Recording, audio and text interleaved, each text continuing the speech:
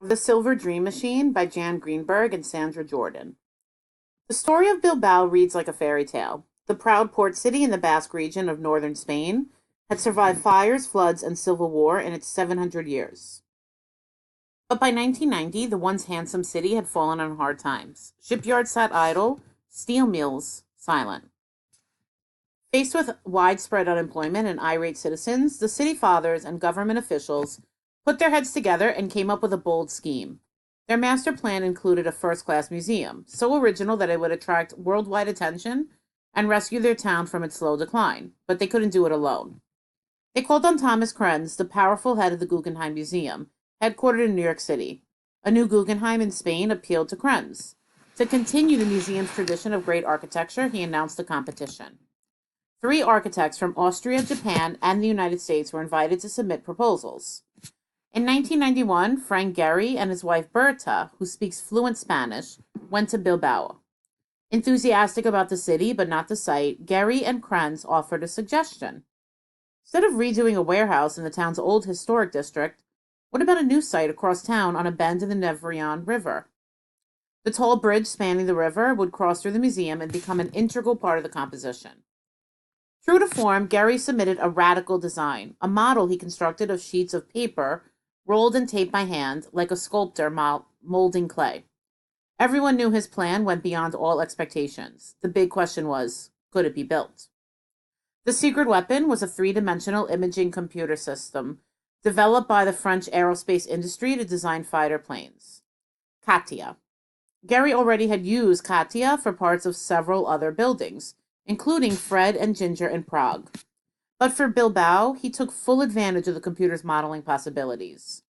He says, many artists over time have thought about movement, talked about flow. The only thing that holds back or restricts shape is technology and money, because it costs. In our culture, technology has evolved so that it's cheaper to build a rectangular building. But if you figure out a way to make technology work for you, you can explore curved shapes and make them possible at competitive costs. You can do this because of the computer. Gehry doesn't use the computer himself. I can't stand to look at it for more than 4 minutes. He designs in drawings and then on physical models of wood, paper, and cloth. So what does Katia do? The program can turn any wild shape or volume into working drawings. It also talks to other computers, for example, at steel mills and stone quarries, and gives them exact dimensions. With the help of Katia, Gehry's office made 565 working drawings and hundreds of models in only 2 years. Without Katia, it would have taken decades. Gehry chose titanium, a strong silvery metal used for missiles, to be the skin of the structure. Even with a budget of only $100 million, the cost was too high. Then someone must have waved the magic wand. The Russians dumped tons of titanium on the market, and the surplus briefly caused the price to drop. It was affordable. It took 4 years to build the museum, and when the titanium was installed on the roof, the workers on the top level could see panoramic views of the city and the building blossoming like silver petals beneath them. For Frank Gehry, who had studied art before he became an architect, Bilbao was his own fantasy come true. To be at the bend of a working river, connecting the urban fabric of a fairly dense city with a place for modern art, is my idea of heaven. From chain link to titanium, it might seem as if he had come a long way from his bungalow in Santa Monica. But what looks like a giant leap is actually an evolution. You find his fish motif appearing here and there throughout the museum. The metal cladding, seen in his own house and in many other Gehry buildings, reaches its peak in titanium walls of Bilbao. Jutting skylights, glass partitions, towers, the cluster of connected spaces, they're all there, but grander, more monumental. He's done it before, Frank admits. You can't escape your own language. What about the city of Bilbao? In 1997, its museum opened to rave reviews.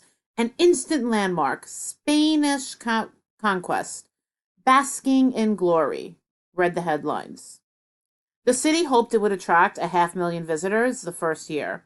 Instead, more than 1 million came to marvel at the titanium-clad miracle. It announced the arrival of a new era in architecture, and people wanted to see it for themselves. The streets swarmed with tourists, bright shops, restaurants, and hotels open to serve them. The city fathers had asked Frank Gehry for a building that would become a destination, a wonder of the world like the Eiffel Tower or the pyramids. As it happens in all fairy tales, their wish, with plenty of help from talent and hard work, came true. What follows the tremendous success of the Guggenheim in Bilbao? Where does Frank Gehry go from here? Is the pressure on to do something bigger and better? He has won more than 100 prestigious awards for his architecture, and his desk is piled high with requests from people who want another Bilbao. The good thing is that my part in Bilbao was over 5 years ago. So before everyone got excited about it, I'd merrily gone on my way doing what I always did. I'm way beyond Bilbao. Asked how he reacts to being a celebrity, Gehry says, the famous thing gets in the way of creativity, especially if a lot of people come in and tell you how great you are, and you're scared of this thing you're working on. However, he admits feeling pleased when people in the streets of Bilbao come up and give him a hug. At 70, Gehry finds his creativity is speeding up. His shapes are becoming looser, flowing even more freely, as if the swelling forms fly, float, and dance from the sheer exuberance of his imagination. I'm trying to get more liquid, to put feeling and passion and emotion into my buildings through motion.